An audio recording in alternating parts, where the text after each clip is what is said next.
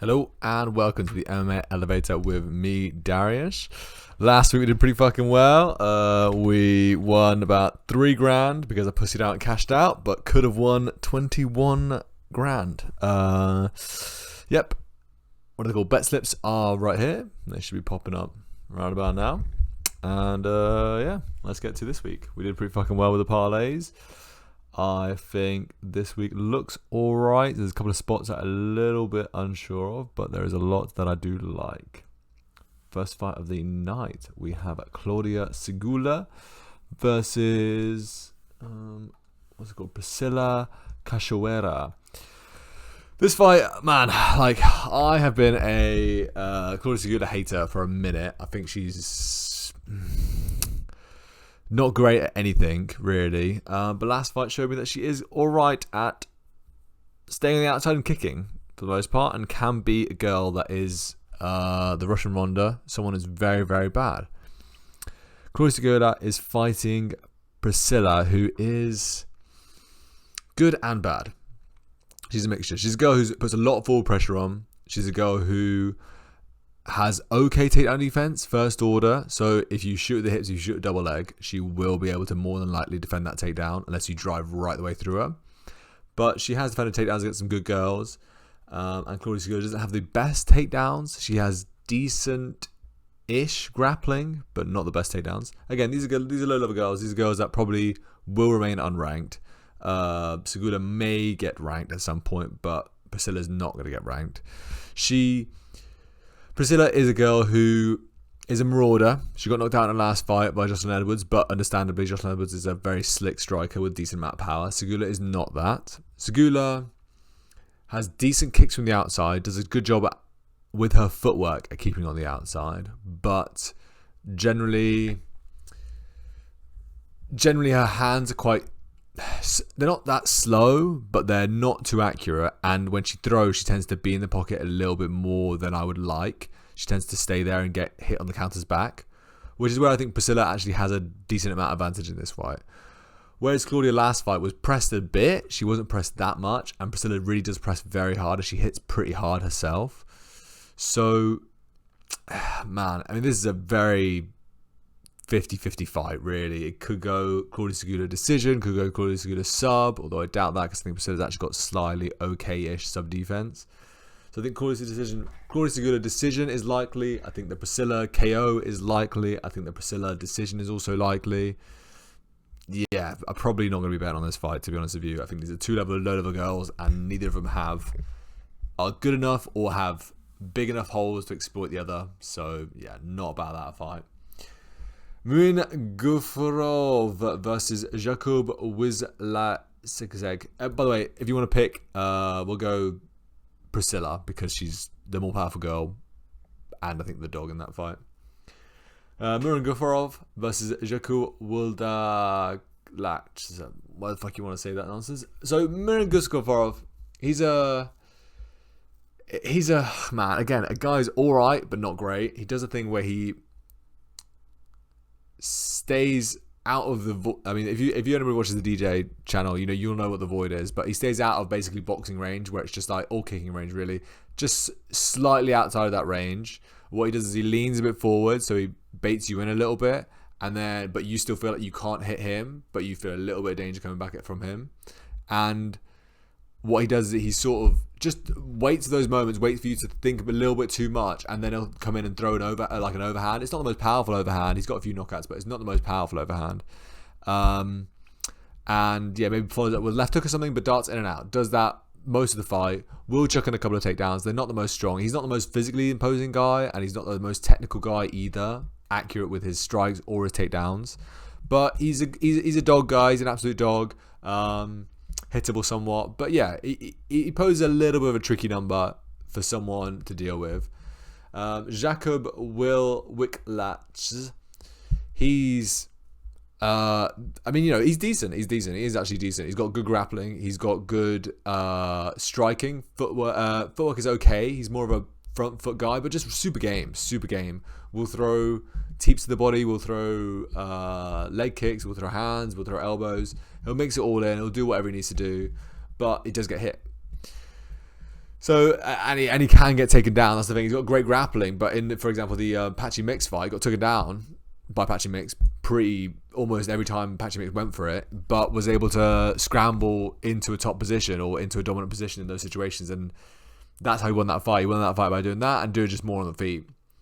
Yeah, this one, I think what I'm going to take is I'm going to take Jacob, because I think he's probably maybe a little bit stronger than Gafarov, and although Gafarov is one, he's got the ov at his end of his name, which means he's some sort of, Russian-ish man, but he's from Tajikistan, which is not the best country. They've not got that many good fighters there. I think that the training camps, I'm not 100% clued up on where he's at, but from what I see from him and other Tajikistan fighters, they're okay, but they're not the same level as Khabib's camp and things like that. So yeah, Gafarov, he's all right, but I think he's a little bit outsized, a little bit outgunned in the grappling, and I think Jacob is just going to do a bit more. And I think Gafarov doesn't have the accuracy to be able to actually hurt Jacob or keep him off him. I see Jacob just carry on walking forward, carry on doing bits. But again, not 100% sure on that one. That's my pick. But I think if you're smart, you'd probably just go that fight to go the distance. But again, not the most sure, so I'd probably stay away from that one. I am sure about some fights on this card, by the way. This is just the first two. I'm not super keen. There's just two guys that are two sets of people that are all right, but not great. Wang Kong versus Eduarda Mora. Wang Kong is pretty legit. She's pretty legit. I think she could actually do pretty well in this division. And Mora is all right. She's not bad. She's got some upsides for sure. Wang Kong is a striker primarily, but she has got wrestling chops. She can go forward with wrestling. She got good decent defense on those wrestling takedowns. But generally, she does really well in the striking. She does really well at being first, hitting hard, hitting pretty accurately, decent straight shots. Her form is pretty good. And for a girl, again, for a girl, she hits pretty hard. So she stings people. Eduarda Mora is a grappler who's now learning to strike. She outstruck Lauren Murphy, which, is decent. It's not a bad spot, but she mainly had one weapon in that fight, which was she waited for Lauren Murphy to throw a lazy, slow jab, which Lauren Murphy does. She just sort of throws it up like that, and it's kind of telegraphed and all that sort of stuff. And then Mora would slip and then throw right hand, a straight right hand, and then a straight jab. She genuinely just did that most of the fight and mixing a couple of takedowns here and there. Yeah, she's all right, but I think she's still got a lot of ways to go with the striking, and I think she's going to be massively outgunned here in the striking realm. And I think she's not going to be able to get it down.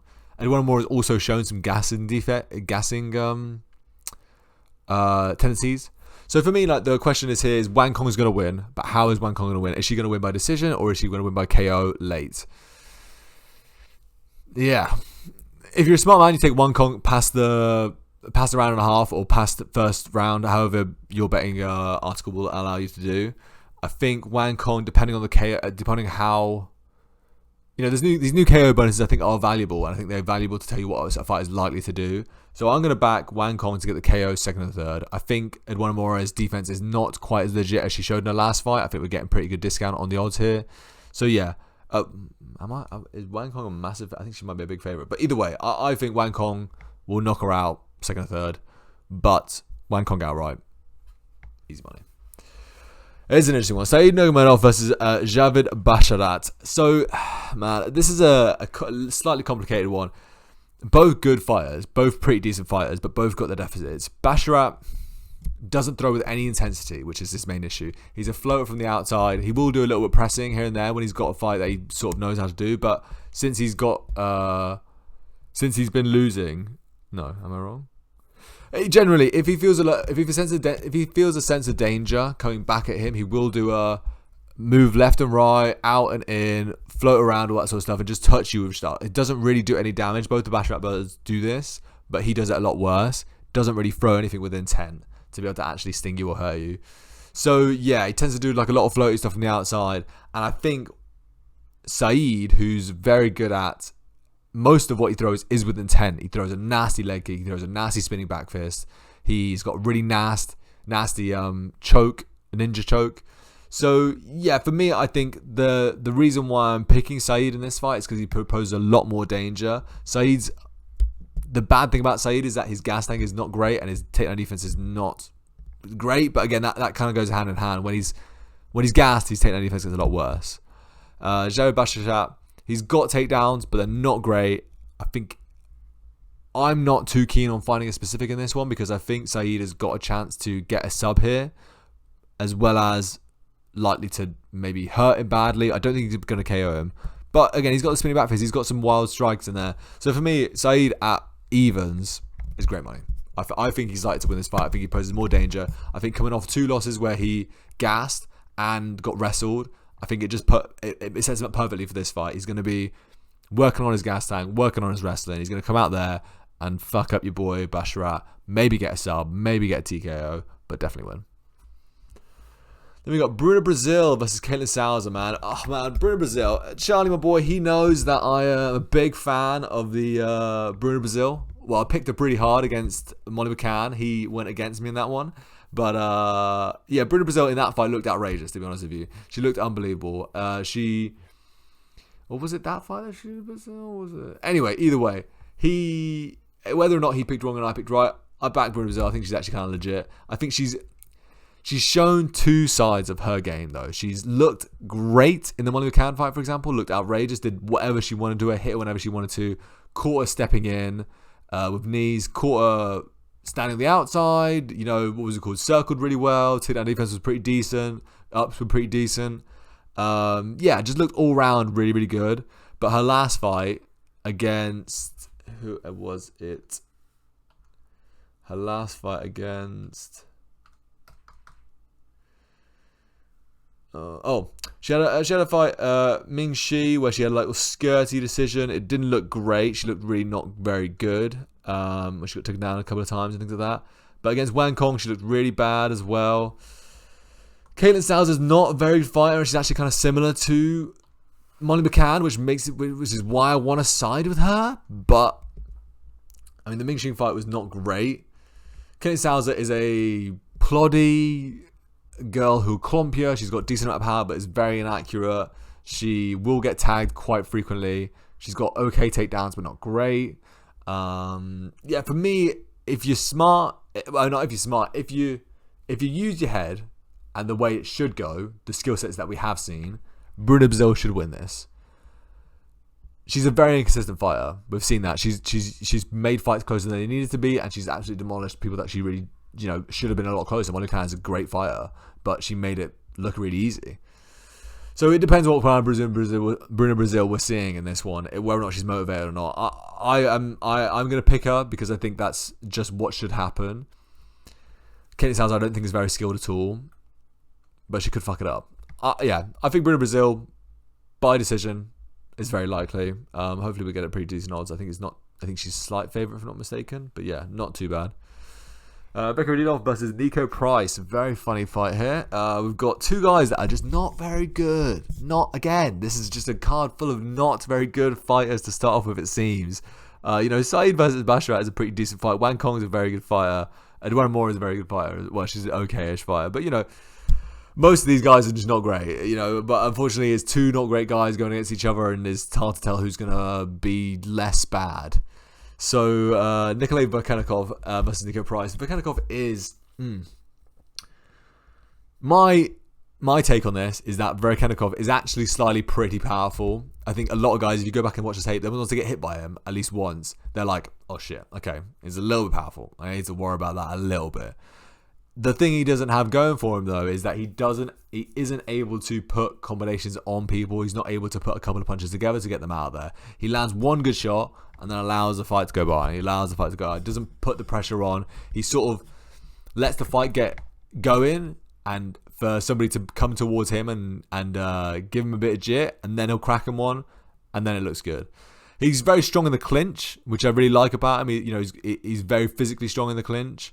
His takedown defense is mid, okay, not great, but sometimes looks good, sometimes looks really, really bad. His ups, he can get up, but just often chooses not to.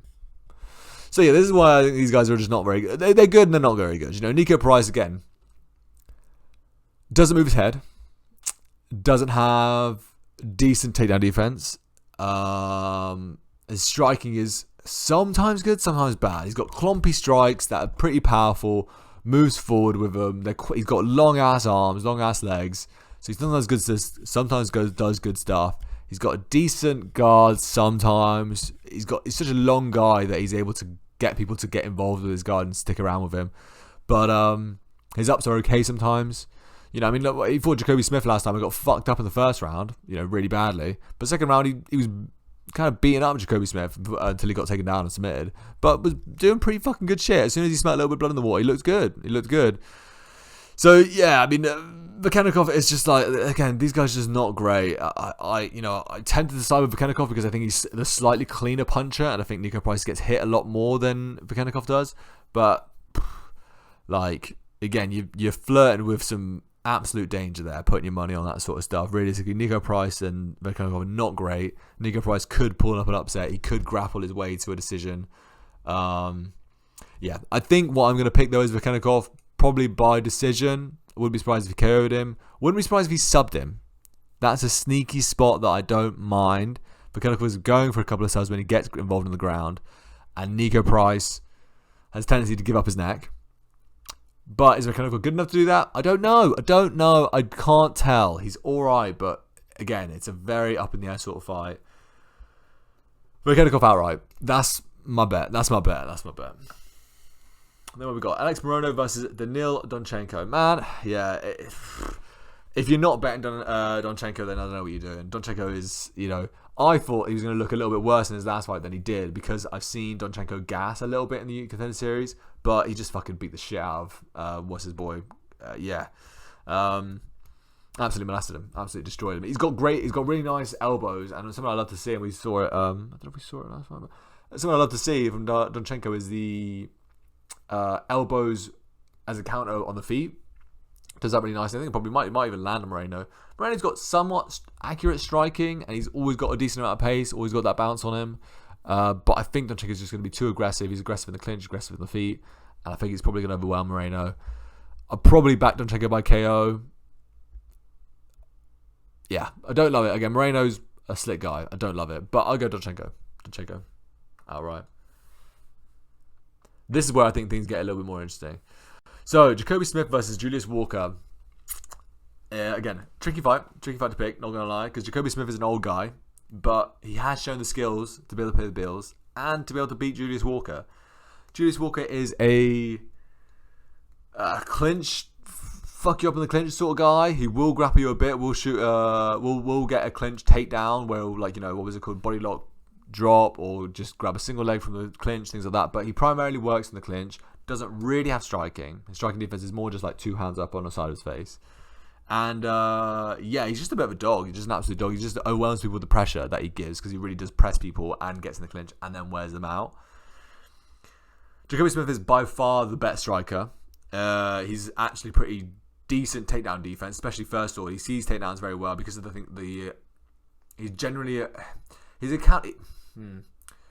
he's not really so much a counter striker, but what he does is that he is looking for your shots very, very, very hard. He's always got his eyes watching to see what you're going to do, and then he's sort of a little bit scared of getting chinned, I think, himself. So he's always watching, and then when he just decides, he's like, oh, fuck, I'll throw. He throws, and he's got a great two. He throws a really nice jab as well. Got a decent leg kick. On the feet, he's miles better than Julius Walker. If this was a stand-up fight, he fucks him up 10 times out of 10. But Jacoby Smith, I've not seen him involved in the clinch as much as I would like to. I've not seen him deal with the takedowns that Julius Walker throws. He has dealt in the clinch, and he does very well generally about turning people over and not being stuck on his back in the clinch. He does very well at circling as well. Is very good awareness about his takedown, about where the takedowns are coming from. I think he got grapple fucked a couple of fights when he first came into the UFC and really, really worked on it and has looked really good with that sort of stuff. But again, Julius Walker is an absolute dog, and I don't doubt that he will at some points get him to the fence and get going against the fence. Can he get it done? I'm picking Jacoby in this one. I spoke to my boy Charlie, and he was all Jacoby. I was unsure because I think Julius Walker's actually is a dog. But yeah, Julius Walker just got caught really badly by twos down the pipe from the last guy he fought, and the last guy he fought was just not great. Big, powerful dude, but not that great. And yeah, Jacoby Smith can land twos down the pipe. So yeah, close fight. I think it probably. I go Jacoby. By KO is live. Jacoby outright. There's not that many specifics. I think the specifics come a little bit later. Like, for example, Oliveira KO, Basharat by decision. I think those are super likely. Yeah. So Jacoby outright is money, and these are all evens. These are pretty decent money. If you put a tenner on these, you'll get like 80 quid back at least. It's not looking at millions right now, but we'll see. That we're working each card. Each card you got to take what each card gives you. You got to take what each card gives you.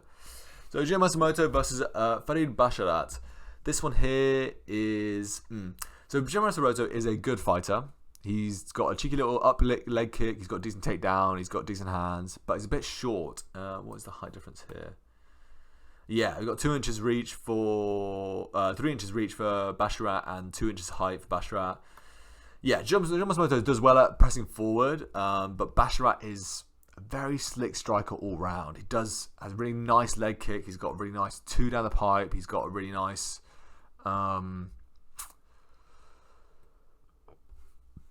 He's just got all the business. He'll do whatever he fucking wants. He fought Victor Hugo, and I think that was a very similar fight to how Masamoto likes to fight. He doesn't have quite have the gas tank that Masamoto does, but he's got all the weapons. He's got the presser. He's got the pressure. He's got the kicks. He's got the takedowns. He mixes it all in, and he does all that stuff. And Basharat did a really nice job at. This Basharat brother does a lot better than his other brother. Fucking hell. This Basharat does a lot better than his brother is that he doesn't just float around the outside or just press. He does a bit of both. He manages what he wants to do with what you're doing. So he'll float around the outside if you're pressing really hard, and then when he finds a spot, he won't just let you press continuously. He won't just run away, blah blah blah. He'll tag you and sting you to make you give him respect. And then once you've done that, then he won't just dive in. He's not going to go pressing forward on you. He'll stay in that mid-range, find another shot, and break you down sort of slowly by just keep on stinging you, keep on popping you in a smart way that's not overexerting himself, putting himself in too much danger. So yeah, I think Masamoto, although he's got the pressure, although he's got the gas tank, I think Basharat is just the far cleanest striker. I think he's going to do the business on Masamoto. Wouldn't be surprised if he KO'd him, but Basharat ain't really that sort of guy. He's got stinging shots, but Masamoto is going to walk on stuff. But yeah, I think Basharat by decision seems like a pretty solid bet. I do like that one. Pretty confident.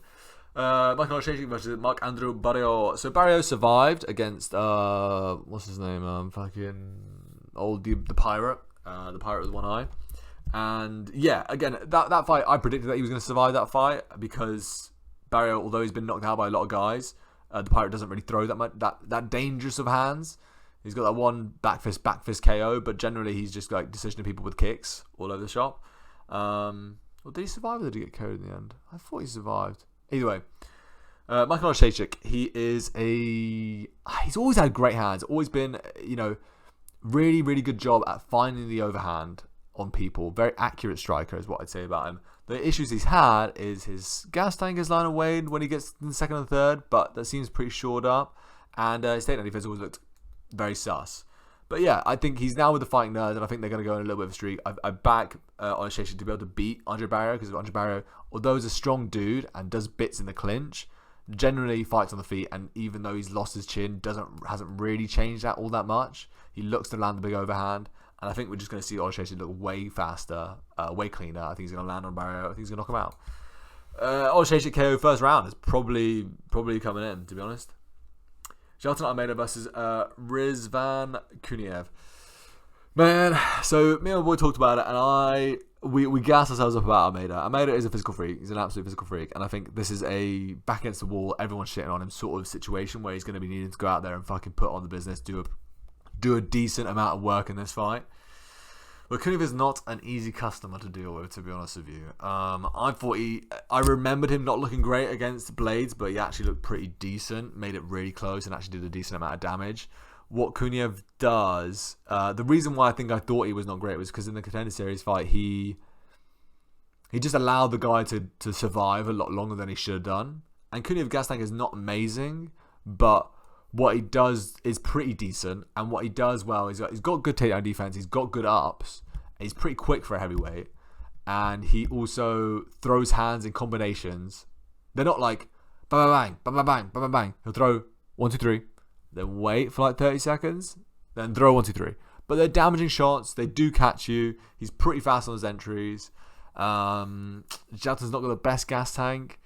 I think this is just going to be a really hard fight. This is going to be a really hard fight for either guy. Yeah, I struggle to pick this one a lot, to be honest. This is probably the hardest one for me to pick, I think. Just because both guys, again, can do what they want to do in this fight. Jailton is kind of hittable. If he gets stuck on the feet, he's quite hittable. Do I believe in Kuniev being able to hold it, keep it up, or do I believe in Almeida to be able to get him down and possibly submit him? I don't think Almeida submits him. I think he's able to get him down, but I don't think he's able to hold him down. I'm gonna go Kuniev past a round and a half. Yeah, past a round and a half. I think it's likely that he gets the decision because Jailton Almeida again needs this fucking fight, but he's got clumping hands. I don't know how Jailton Almeida is going to look after, having his last fight look really bad. This fight isn't as easy as he wants it to be. He struggles a little bit. Thinks in his head, he's like, fuck, I'm losing this fight, or fuck, I'm not looking as good as I would want to look. Everyone's going to shit on me, blah, blah, blah. And he just breaks there mentally a little bit. Because Kuniev isn't going to break. He's just there, he's got no pressure on him whatsoever, really. Almeida does. And I think Kuniev probably is going to be looking for the KO because of the money. Yeah, Kuniev by KO second and third is cheeky, absolutely spicy. Might be looking at that. But Kuniev past the second is where I'd go with that. Albazi versus Kyori Haraguchi. Man, cool. Man. I hadn't even watched the Haraguchi fight until today, and fucking hell, the Gooch is loose. He looked fucking great in his last fight. God damn. The leg kicks were outrageous. The footwork is just so much quicker than these guys. And, the grappling, the thing that worries me is the takedown defense is slightly a little bit of an issue. But again, generally his grappling is outrageous. He should be able to out-scramble these guys and not get stuck on bottom. Albazi, he's a guy that's, is a physically pretty strong dude. You can tell that he hits hard, knocked out Costa. So he's a physically strong dude who can do a bit of this and that, but he's got much slower feet. He throws primarily overhands, things like that. Just stuff that's, I don't think he's going to hit Haraguchi. I think Haraguchi's going to do bits on the outside. I think he's going to move around. I think he's going to sting him with leg kicks. I think Haraguchi by decision is probably what I'd go for here. But yeah, Albazi gets hit a lot. That's the thing. Is the Warren thing. Haraguchi's just outrageous with the fucking left hooks and shit. Just. Yeah, so good. But yeah, I think Haraguchi by decision is probably likely. I think he probably chops up the leg, but Amir Albazi's he's not the greatest of fighters, but he is tenacious and game as fuck. So I back Albazi to survive 3 rounds. Haraguchi by decision. Mario Bautista versus Vinicius Oliveira. Man, I like this fight. I think it's annoying, to be honest with you, because I like both these guys. I think they're both really good. Really good. Bautista is a guy who has got loads and loads of shit, and I get it. I understand. He's had some pretty boring performances against some OG goats, like Aldo and stuff like that. But he's got good power. He's got good striking, decent footwork, bouncing in and out, things like that. He's got decent takedowns, good grappling. All round a very good fighter. A very good fighter. Vinicius Oliveira, we've seen him look fucking dangerous in every fight. He presses really hard, has really good counters, very good pull, blah, blah, bang. Very good second and third round, tends to turn shit up after the first round. Decent level change, double grappling, submissions, takedowns. He's got all the business. For me, the thing is in this fight is like, who's going to be going forward? And I think Vinicius Oliveira is going to be going forward. I don't doubt that Bautista is going to be tagging Oliveira. Again, if this goes 2 ways, either Vinicius shoots too much on Bautista and doesn't find success with that situation. Bautista probably tags him a little bit on the feet, things like that. But if Vinicius in the second and third, I think, looks to land strikes and looks to hurt Bautista, I think he can find spots to do that. Bautista, although is a good striker, tends to I don't think he's got as much confidence in his striking as he should, because he's got a very good striker, but I think he's more worried about getting hit than he is about risking that sort of business. So tends to shell up a little bit too much, doesn't throw with as much intensity or danger to keep a guy like Vinicius Oliveira off you. So yeah, I mean, it's a cool fight. It's a cool fucking fight. I think Vinicius is going to be one going forward. I think he's the one who probably gets it done. I think probably Vinicius Oliveira by decision. I'd probably go third round decision because he's a nasty motherfucker. So yeah, Vinicius Oliveira, third round decision. I think that's the one. Anyway, this was me going through the card. I need a glass of water because I'm fucking rattling off. But yeah, we did well last week. I think we can do well this week. Yeah, keep up to date.